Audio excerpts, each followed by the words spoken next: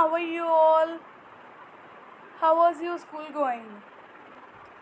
So आज हम करेंगे हमारा chapter number 1 universe and our earth, ब्रह्मांड और हमारी दुनिया।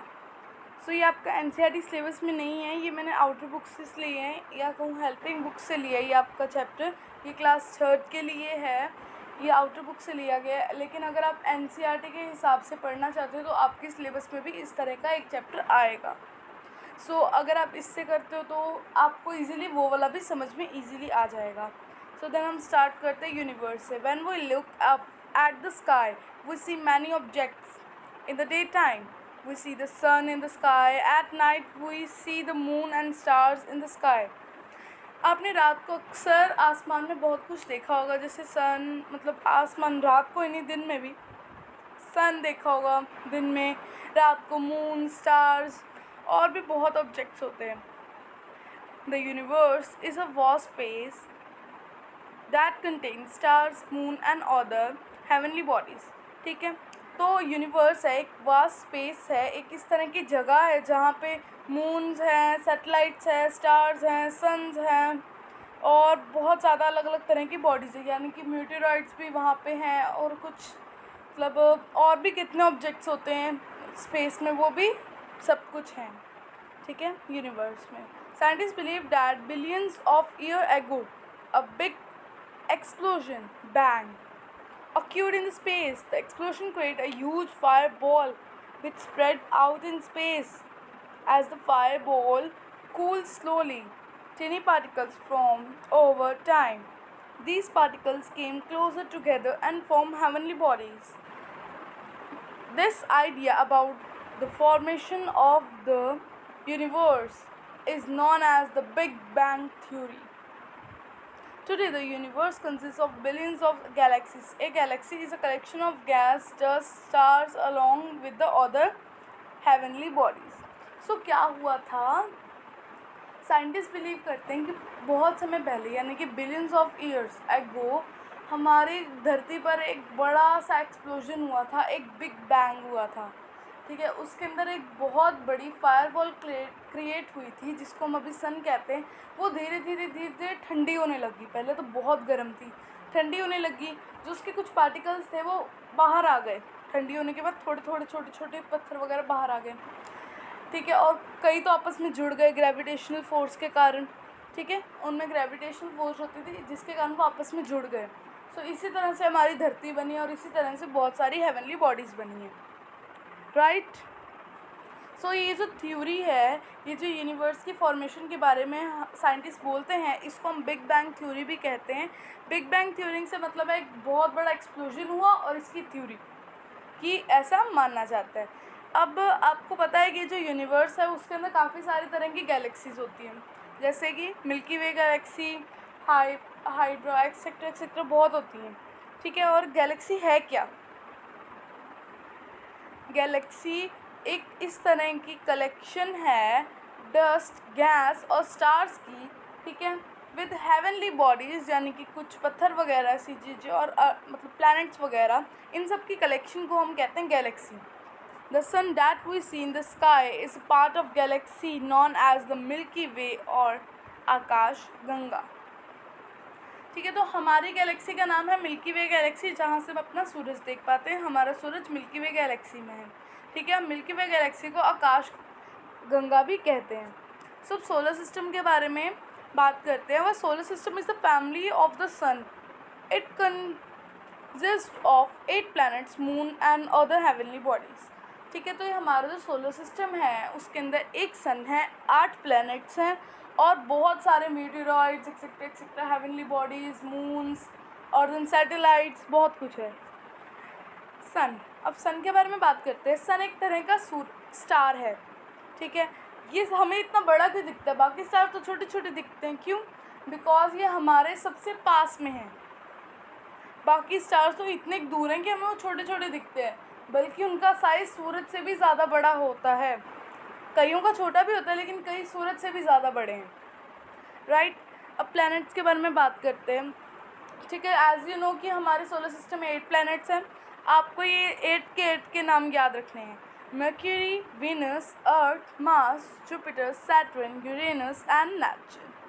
Planets do not have light of their own. जो planets होते हैं उनके पास लाइट नहीं होती क्योंकि they get light and heat from the sun. जो उसके पास लाइट होती है और हीट होती है वो पूरी की पूरी सन से आती है. Planets move around the sun. Planets जो हैं वो सन के अराउंड घूमते हैं. This movement is called revolution. जो जब सन के आसपास प्लैनेट्स घूमते हैं तो उस मूवमेंट को हम कहते हैं revolution. Revolution take place along with a fix path called orbit. अभी ये रेवोल्यूशन का एक फिक्स पथ होता है, एक रास्ता होता है कि उसी रास्ते में बार बार चक्कर लगाएगा, उस रास्ते को हम कहते हैं orbit. The planets of the solar system also spin on an imaginary line called axis. ठीक है, अब जो प्लैनेट्स है वो स्पिन भी करते हैं. वो एक इमेजिनरी लाइन होती है. ठीक है, वो रियल में नहीं है, ये एक इमेजिनरी लाइन है. ठीक है, जो हम मतलब इंसानों ने सोची है, वो रियल में नहीं है. उसको एक्सिस कहते हैं जिसके कारण वो रोटेट होता है. ठीक है, और उसकी वो मूवमेंट को हम रोटेशन कहते हैं. Rotation and revolution occur at the same time. जो रोटेशन है और रेवोल्यूशन है दोनों एक ही टाइम पे एक ही साथ होती हैं. ओके, हम कुछ प्लैनेट्स के बारे में देखते हैं. मर्क्यूरी सबसे ज़्यादा पास है सूरज के. जो नेपच्यून है वो फास्टेस्ट प्लैनेट है. ठीक है, सब मतलब फारदेस्ट यानी दूर, सबसे ज़्यादा दूर नेपच्यून है. वीनस सबसे ज़्यादा गर्म प्लैनेट है. नेपच्यून सबसे ज़्यादा ठंडा प्लैनेट है. जुपिटर सबसे ज़्यादा बड़ा है और मर्क्यूरी सबसे ज़्यादा छोटा है. ओके, मून के बारे में डिस्कशन करते हैं. जो मून है वो एक नेचुरल सैटेलाइट है. ये एक बहुत बड़ी बॉडी है, मतलब एक तरह की heavenly body that move around a planet.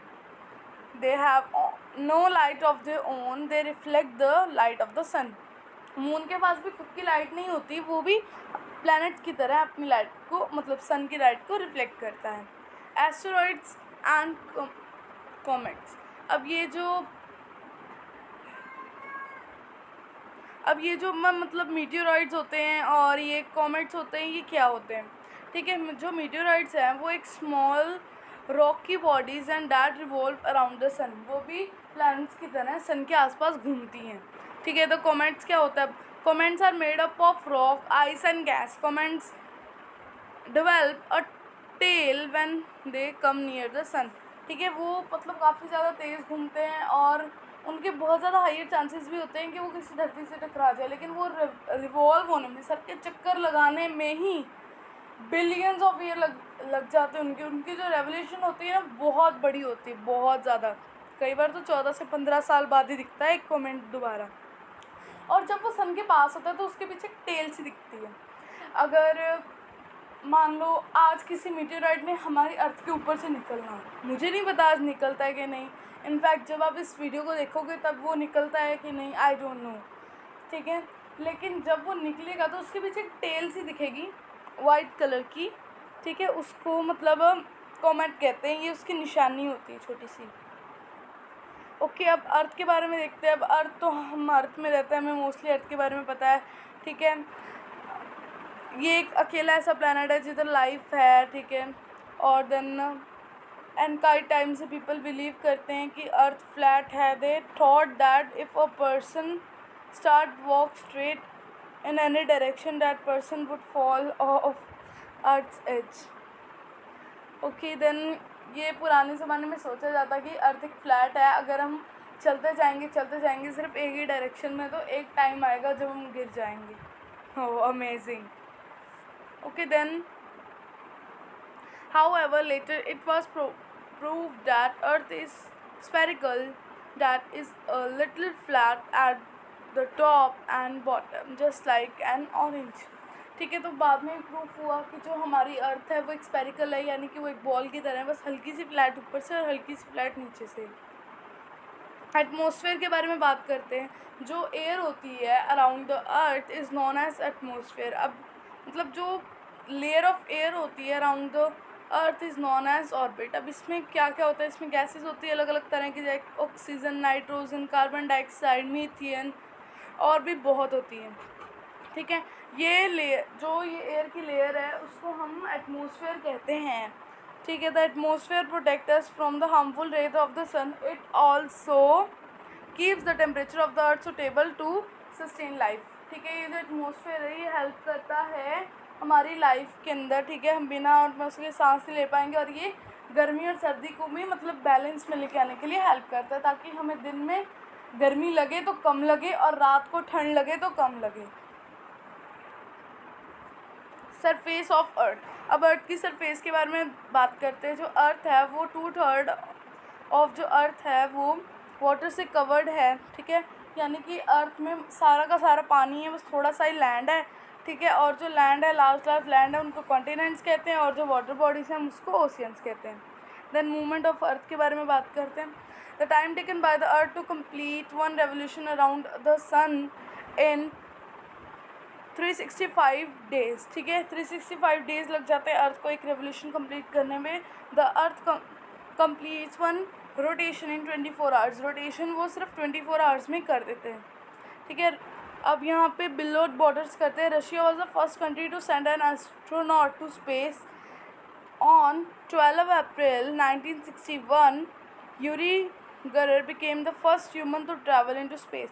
ठीक है, जो रशिया था उसने सबसे पहले एक अपने बंदे को स्पेस में भेजा था, और वहाँ पे डेट गिवन है, और मतलब यूरी गैगर है उसका नाम, जो स्पेस में सबसे पहले ट्रैवल किया था। ये आपको मतलब एक तरह का फैक्ट ही हो गया है। ओके, तो आज की क्लास में इतना ही, हमने चैप्टर ख़त्म कर लिया है। सो नेक्स्ट चैप्टर हम इसके अगला वाला चैप्टर करेंगे इसी बुक से। Bye for now, thank you, do subscribe my